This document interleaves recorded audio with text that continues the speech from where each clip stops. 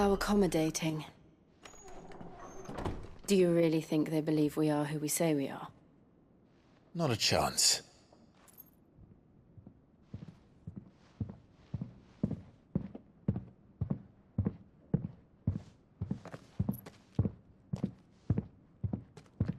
Right, I guess. My uncle believes we're imposters here to rob him. And means to string us up himself.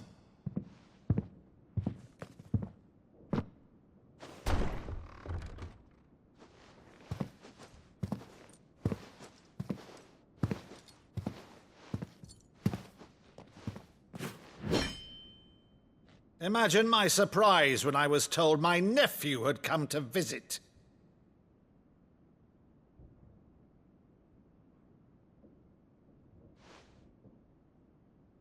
Clive Rosefield died long ago. And for uttering his name here, you shall pay with your tongue!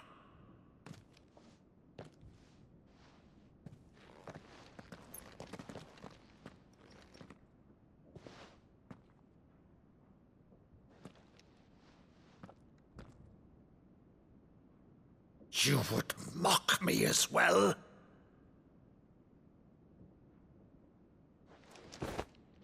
It is I, Sir Crandall of Camelot, loyal servant to her serene holiness, Saint Sybil the Unshod.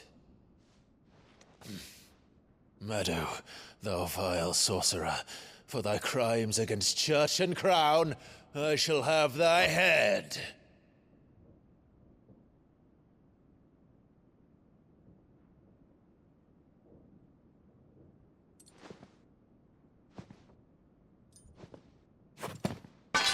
Curse thee, infectious flax wench.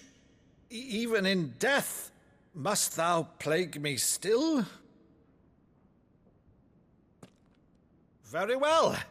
I shall open the gates of hell, that thou might see thy charge once more.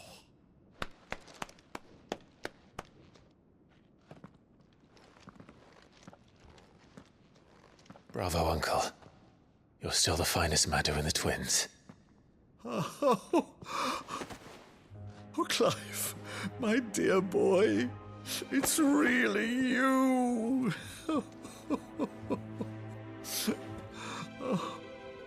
You always were fond of that scene from The Saint and the Sanctuary. Never did let me play Sir Crandall.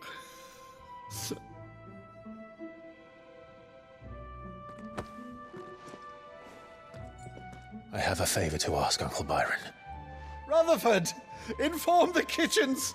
There'll be guests. We dine immediately. But, Uncle...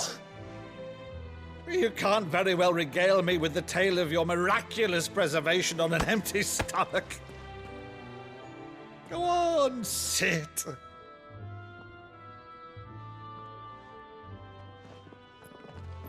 See that you use the good plates, Rutherford.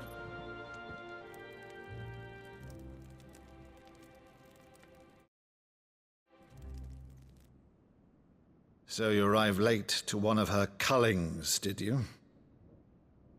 Since becoming Vicereine, Annabella has been a constant thorn in Rosaria's side, but these atrocities are a new low. Something has changed. Quite what, I don't know, but the woman we knew is gone, and a monster sits in her place. A monster. For better or worse, I've been charged with governing this town, and thus must maintain the illusion of obedience. That's all I can do to aid Wade and his merry band of revolutionaries. So he's told us. You have risked much for Rosaria.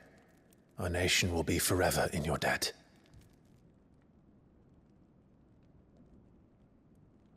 It has been 20 years, Clive. The nation your father and your forefathers fought to defend is no more. Perhaps it would be otherwise had I the courage of my brother.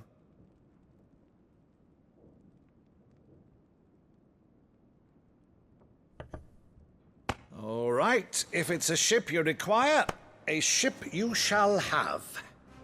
I've a galley in port, but recently relieved of her cargo. She can be outfitted for the voyage in a matter of weeks. So you believe us, then? About everything? Believe you? Ha! Only a fool would believe even half of the things you claim. But until tonight, only a fool would have believed my nephew still lived. And besides, I have it on good authority that Clive is telling the truth. Whose authority? By your own, of course.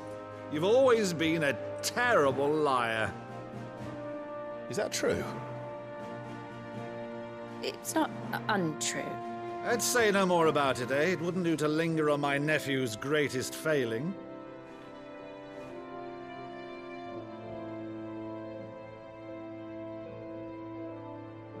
The one thing I cannot believe, though, is all this about you being Sid.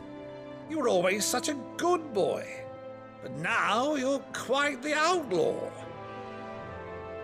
Which, if I'm not mistaken, would make me an outlaw's uncle. Right then, who shall we pillage first? Rutherford, fetch me my cutlass. This will be fun.